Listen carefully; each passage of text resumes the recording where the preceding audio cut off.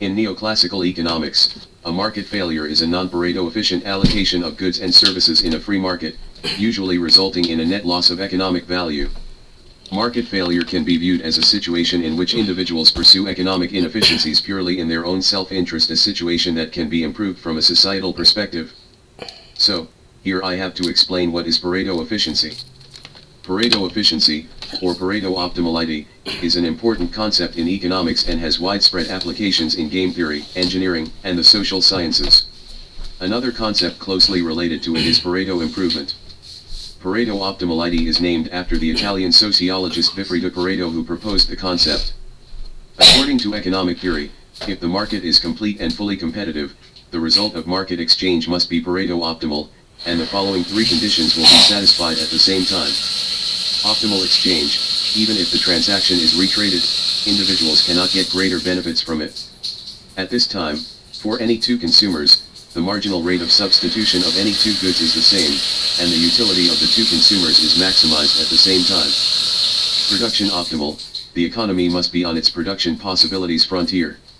At this time, for any two producers producing different products, the marginal technical substitution rate of the two production factors that need to be input is the same, and the output of the two producers is maximized at the same time.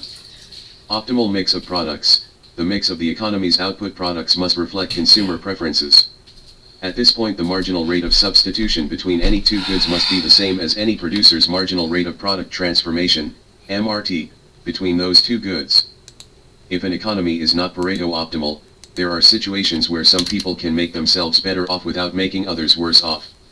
It is generally believed that such inefficient output situations need to be avoided, so Pareto optimality is a very important criterion for evaluating an economy and political policy.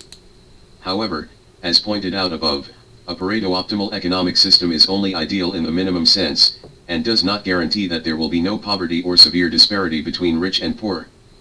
Returning to market failure, economists first used the term market failure in 1958, but the concept dates back to the Victorian philosopher Henry Sidgwick. Market failures are often related to public goods, dynamic inconsistencies, information asymmetry, non-competitive markets, agency problems, or externalities. The presence of market failures is often the reason why self-regulatory organizations, governments, or supranational agencies intervene in particular markets. Economists, especially microeconomists, are often concerned with the causes and possible corrections of market failures. This analysis plays an important role in many types of public policy decisions and research. However, government policy interventions such as taxes, subsidies, wage policies, and price controls, and administrative regulations can also lead to resource allocation inefficiencies, sometimes referred to as government failures. Most mainstream economists believe that in some cases, such as building codes or endangered species, it is possible for governments or other organizations to improve economically inefficient market outcomes. Several schools of non-mainstream economics disagree and see this as a matter of ideology. Ecological market failures exist when human activities in a market economy deplete critical non-renewable resources, damage fragile ecosystems, or overload the biosphere's pollution-absorbing capacity. In these cases, the criterion of Pareto efficiency is not met. Examination of human activities that lead to negative externalities in society is crucial. The causes of market failure may be one or more. 1. Public property. Market participants may include government or non-profit institutions, and the public property produced by it does not have the purpose of traditional free economics. Pareto efficiency: its production is not for the purpose of maximizing benefits, such as national defense, etc.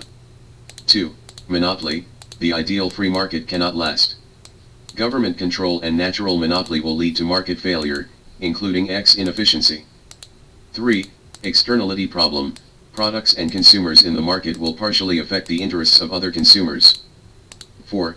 Transaction costs and information asymmetry, overestimation or underestimation of experience goods and post-experience goods. 5. Property rights. Differences in the possession, use, income, and disposal of products will fundamentally lead to the scarcity of market resources and other results, which will lead to market failure. Types of market failures. In Government and the Market by American economist Vito Tanz, he elaborated on the relationship between market failure and government economic intervention as follows. Market failure theory fails to recognize that the need for government intervention is not static. With the passage of time, the market will become more and more developed, so that it is possible to meet more needs of social citizens. Just as the market has become more complex, its need for government intervention has changed accordingly. The free market is like an ecosystem that is constantly evolving and adjusting. Due to the continuous application of new technologies and new management methods, economic globalization, and other changes, today's market can more efficiently and fully meet the various needs of the public, of course, would be more complicated and unfair. Moreover, this unfairness will persist for a long time, because even a very efficient market may have unfair results in its operation. If the government is committed to improving market efficiency and fairness instead of using market failure as an excuse to replace the market, then the functions of government expenditure and taxation will be greatly weakened, and at the same time, more and better public services can be provided to the public and public goods. In recent decades, issues of social justice have grown in importance and have been cited as one of the justifications for government intervention in the economy.